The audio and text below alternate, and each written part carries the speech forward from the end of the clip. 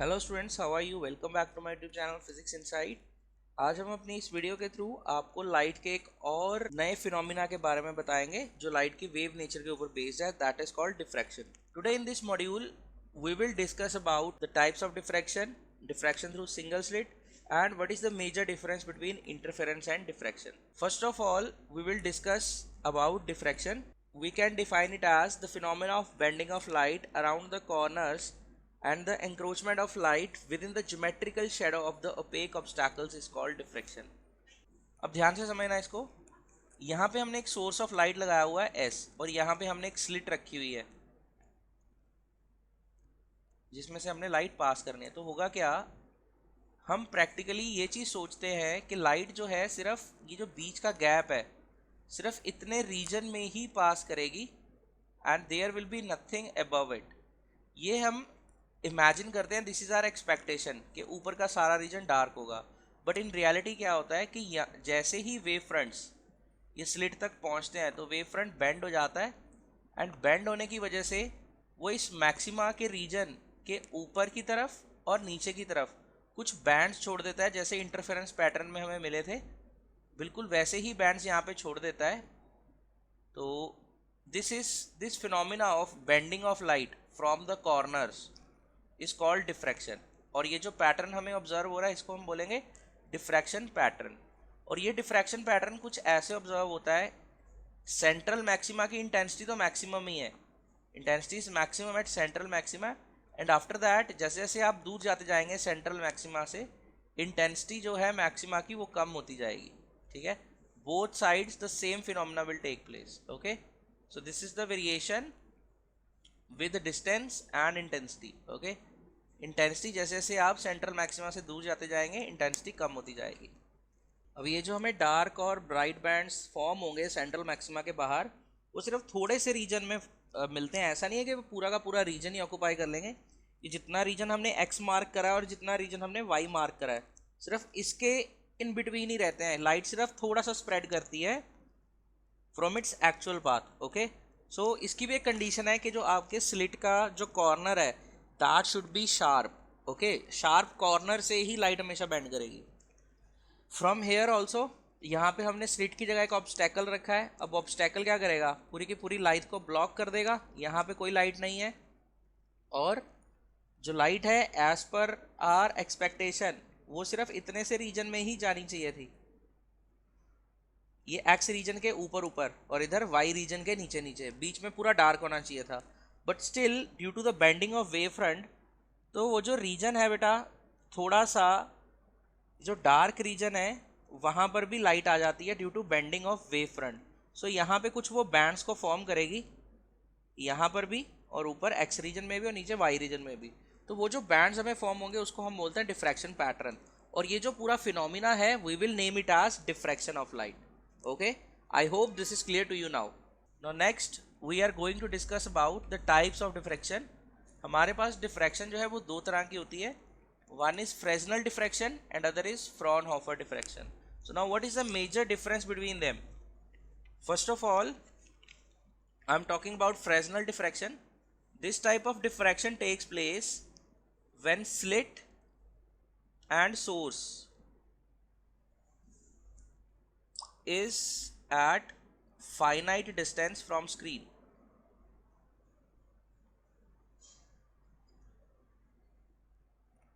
Means बहुत ही कम difference है तीनों में।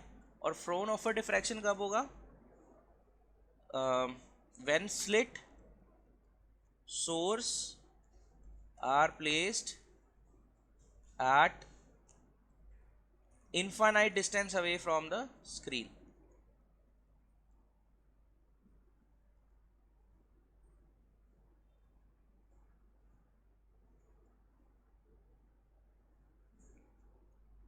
ओके, अब जो फ्रेजनल डिफ्रैक्शन है उसके केस में जो इंसिडेंट वेव फ्रंट होगा दैट कैन बी स्फेरिकल और सिलेंड्रिकल, जो इंसिडेंट वेव फ्रंट है। बट जो फ्रॉनहोफर डिफ्रैक्शन होगा इसमें जो इंसिडेंट वेव फ्रंट है that will be plane wave front.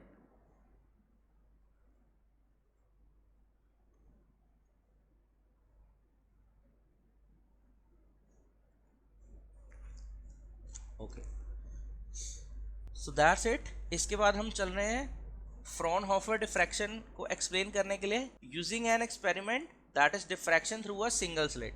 ठीक है, अब इस फिनोमिना को हम कैसे एक्सप्लेन करेंगे वो देखिए। First of all we will incident a monochromatic source of light emitting waves of wavelength lambda is placed in such a way, यहाँ पे हम plane wave front easily generate नहीं कर सकते, तो हमने क्या किया, यहाँ पे एक सोर्स रखा है, उसको हमने एक कन्वेक्स लेंस के फोकस पे रखा। So when this source point source will emerge light, so its spherical wave front will automatically get converted to plane wave front, और उस प्लेन वेव फ्रंट को हम हमारी स्लिट के ऊपर इंसिडेंट करा रहे हैं। We are incident that plane wave front on my slit. So plane wave front से हमारी जो रेज आ रही हैं वो सारी पैरेलल आ रही हैं, एंड हम ये इमेजिन कर रहे हैं कि अगर रे कॉर्नर से बेंड ना हो, without bending, so what will happen, ये जो हमने सेकेंड लेंस यहाँ पे प्लेस करा है, it will converge light rays on the screen and will give you the bright maxima. सारी की सारी लाइट यहाँ पे फोकस हो जाएगी और आपको यहाँ पे एक बहुत ही ब्राइट स्पॉट मिलेगा। ठीक है, अब ये तो है जब हम लाइट की डिफ्रैक्शन को कंसीडर नहीं कर रहे, that is a wavelets from single wave front reach at point O in same phase, hence they interfere constructively, thus give a bright fringe. Okay, अब क्या है, सारे के सारे जो पार्टिकल्स हैं वो इन फेज हैं, किसी में भी पाथ डिफरेंस या फेज डिफरेंस नहीं है, और जैसे ही वो आपस में इंटरफेयर करेंगे तो वो आपको यहाँ पे देंगे एक ब्राइट फ्रिंज। ओके, जिसको हम बोलेंगे सेंट्रल मैक्सिमा। अब हम अगले केस में क्या करते हैं, now we are considering the rays which are being diffracted at an angle से θ1। Okay, so what will happen in this case, देखो हमारी जो वेव्स हैं वो और वेव फ्रंट दोनों ही एंगल थीटा से डिफ्रैक्ट कर जाएंगे। This was the actual location of plane wave front जो कॉर्नर से डिफ्रैक्ट हो गया है। So it has also been moved by angle theta, और ये सारी रेज भी थीटा एंगल से ही डिफ्रैक्ट हुई हैं। ठीक है, so let that angle be θ1। अब क्या हुआ, let's evaluate the value of this path difference Vn। हमारी जो स्लिट की लेंथ है A B, that is small a। ठीक है, और ये जो वेव फ्रंट है this is perpendicular to the ray, तो ये एक तरह से हमारे पास राइट एंगल ट्रायंगल हो गया। ओके, जिसमें ये हमारे पास है बेटा base, this is our perpendicular and this is our angle theta. So बच्चे what will be the value of sine theta, so sin theta can be written as Vn upon AB, or you can say that the path difference Vn came out to be A sin theta. Any confusion in this? Now we are considering a case such that my path difference becomes equal to lambda. In that case we can divide my slit into equal halves. For example, यहाँ पे हमारे पास 12 waves आ रही हैं, 1 2 3 4 है ना, तो if I am splitting this into 2 equal halves, तो बेटा 6 वेव्स ऊपर से हो गई और 6 नीचे से हो गई। तो अब क्या होगा, देखो ये 0 से जो वेव निकलेगी और 6 से जो वेव निकलेगी, दोनों के अंदर कितना पार्ट डिफरेंस है λ/2, और इधर भी कितना डिफरेंस है λ/2। ओके, सो λ/2 2 इक्वल पार्ट्स में मेरा जो फेस डिफरेंस है वो डिवाइड हो गया है। अब λ/2 पाथ डिफरेंस के कॉरस्पॉन्डिंग फेस डिफरेंस कितना होगा, let me check that into path difference. This is the formula of phase difference of 2 pi by lambda into path difference is λ/2. So my phase difference between these two rays, that is originating from 0 and 6, came out to be pi, means they are proceeding out of phase with each other। मतलब एक का अगर crash जा रहा है तो बच्चे दूसरे का ट्रफ आ रहा है। once they will merge with each other, so they will give you nothing, अब dark band will be formed। similarly ऐसे ही हमारे पास जो 0 6 का पेयर है वो 1 7 2 8 3 9 4 10 5 11 6 12, जितनी भी रेज निकलेंगी बच्चे 1 से 7 से 2 से 8 से 3 से 9 से, once they will interfere with each other, so they will give you a dark band, क्योंकि दोनों ने एक दूसरे की इंटेंसिटी को कैंसिल आउट कर दिया है। ठीक है, so you will get first dark fringe over here.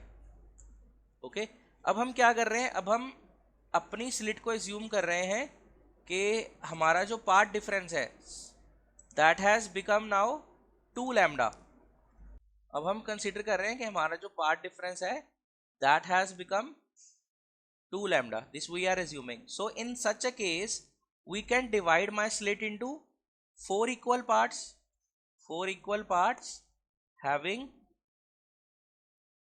Path difference lambda by 2। Lambda by 2 के 4 इक्वल पार्ट्स में डिवाइड कर सकते हैं। फिर से वही चीज़ होगी, यहाँ पे लैम्डा बाई 2, यहाँ पे लैम्डा बाई 2, यहाँ पे लैम्डा बाई 2 और यहाँ पे लैम्डा बाई 2। ये जितने भी आपको लैम्डा बाई 2 के कॉरस्पॉन्डिंग मिलेंगे, अगेन यहाँ से जो वेव निकल रही है, यहाँ से निकल रही है, यहाँ से निकल रही है और यहाँ से निकल रही है, सभी में पाथ डिफरेंस कितना है? Lambda by 2, lambda by 2, lambda by 2 और लैम्डा बाई 2। इसका मतलब इन सभी में फेज डिफरेंस कितना होगा? फिर से पाई का। Once they will again interfere, so बचे ये जो दो हैं, ये लैम्डा बाई 2 का पार्ट और लैम्डा बाई 2 का पार्ट, और ये जो लैम्डा बाई 2 है, इनकी जो इंटेंसिटी है they will cancel out with each other, hence the net resultant band you will get is again dark. Okay, similarly अगर आप 2 लैम्डा की जगह 3 लैम्डा भी रख देते हो तो बेटा स्लिट डिवाइड हो जाएगी 6 इक्वल पार्ट्स में, लैम्डा बाई 2 के पार्ट डिफरेंस में। Again once they will interfere they will give you a dark band. तो इससे आपको क्या पता चला? जब भी आपको स्क्रीन पे मिनिमा मिल रहा है, in that case your path difference is the even multiple of lambda by 2। जब भी even multiple of lambda by 2 का पाथ डिफरेंस होगा, you will get minima on the screen. So what will be the general equation for the minima? So your path difference is equals to a sin theta and it is equals to n lambda. So here we are getting sin theta to be n lambda by a. For nth fringe we can indicate it like this, sin theta n is equals to n lambda by a. Also more over ये जो हमारे पास gap है इसको हम लिख देते हैं capital D. Okay, so now my tan theta will be given by OP by, अगर हम एक राइट एंगल ट्राइंगल कंसीडर कर लें ये पूरे फिनोमिना को ऐसे, this will be a right angle triangle. So यहाँ पे हम कोई पॉइंट C कंसीडर कर लेते हैं, और since this is a right angle triangle with angle theta, so बच्चे tan theta will be equal to what? So tan theta will be equal to OP by CO. So tan theta will be OP by CO, and hence tan theta will be equal to, so this distance is yn, so it will be yn by d. Okay, moreover theta is small, so that sin theta approximately equal to tan theta is approximately equal to theta. So बच्चे sin theta was your n lambda by a is equal to yn d. So the value of yn came out to be n d lambda by a. So if you want to evaluate the width of secondary maxima, so we indicate it with beta. So you can write as yn minus 1. So it will be n d lambda by a minus n minus 1 d lambda by a, or you can write it as d lambda by a. So this is the width of secondary maxima. Now we are considering that my path difference is equal to odd multiple of lambda by 2. Now in this case what we can do, we can divide my slit into 3 equal parts of path difference lambda by 2. So what will happen now? See, let this part be having path difference lambda by 2, let this part be having difference lambda by 2, let this part be having path difference lambda by 2. So we are dividing slit into 3 equal parts. अब देखो जो ऊपर से lambda by 2 path difference और ये बीच वाले lambda by 2 के part difference से रेज आ रही हैं, ये एक दूसरे की इंटेंसिटी को सम अप कर देंगी, they will cancel out each others effect. अब जो यहाँ से रेज आ रही हैं और ये जो सेकंड सेक्शन से रेज आ रही हैं, यहाँ से आने वाली रेज एक दूसरे के साथ इंटरफेयर करके एक दूसरे की इंटेंसिटी को ख़त्म कर देंगी। बट ये जो third part of the slit है, जो third part of the slit है जिसका अलग से पार्ट डिफरेंस लैम्डा बाई 2 हमने लिखा था, तो वहाँ से जो रेज आ रही हैं अब उनकी इंटरफेरेंस किसी और तरह की रेज से नहीं हो रही, so these rays will give you a bright fringe here. Okay, so similarly अगर आप स्लिट को 5 इक्वल पार्ट्स में डिवाइड कर देते हैं, that is part difference you take 5 lambda by 2, again the same thing will happen, 4 parts of lambda by 2 will cancel out each other's intensity, but the fifth lambda by 2, the fifth part give you a bright spot again. So in general, if you want to say what is the condition here, so the condition of maxima, general condition of maxima will be when Bn is equals to the odd multiple of lambda by 2. Also the value of Bn is a sin theta, so it is 2n plus 1 lambda by 2, and hence the value of sin theta n will be 2n plus 1 lambda by 2a. Okay, similar condition if we are having this right angle triangle, so this is my theta, so this distance is yn and this distance is d. Here we are locating some point to be c, so बच्चे tan theta will came out to be, tan theta will be yn by d. Okay, and moreover since theta is small, so tan theta will be equal to sin theta will be equal to theta. Okay, so here your yn by d will come out to be 2n plus 1 here lambda upon 2a. So from here the value of yn will be equal to, so yn will come out to be 2n plus 1 d lambda by 2a.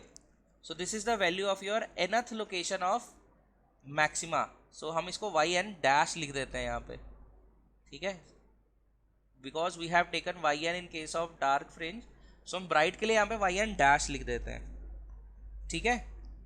चलिए अब हम next क्या लिखेंगे यहाँ पे, in order to evaluate the fringe width of a dark fringe, अब dark fringe की width निकालने के लिए हम क्या करेंगे, दो साथ साथ वाली bright fringe की लोकेशन को हम माइनस कर देते हैं, तो जो बीच की width आएगी that will be the width of dark fringe. So बच्चे yn dash minus yn minus 1 dash will be equal to beta dash, और जब आप इसको evaluate करेंगे so you will again get d lambda by a. So now we are willing to evaluate the width of central maxima. अब क्या होगा, जो भी हमें डिफ्रैक्शन पैटर्न ये स्क्रीन पे मिला, that was in such a way that the width of central maxima is twice as that of secondary maxima. So according to the practical observation, so your width of central maxima, that is equal to what, that is equal to twice of width of secondary maxima. So your width of central maxima, so your width of central maxima came out to be 2 times beta, or you can say 2 times d lambda by a. So this is your width of central maxima, that is 2 d lambda by small a.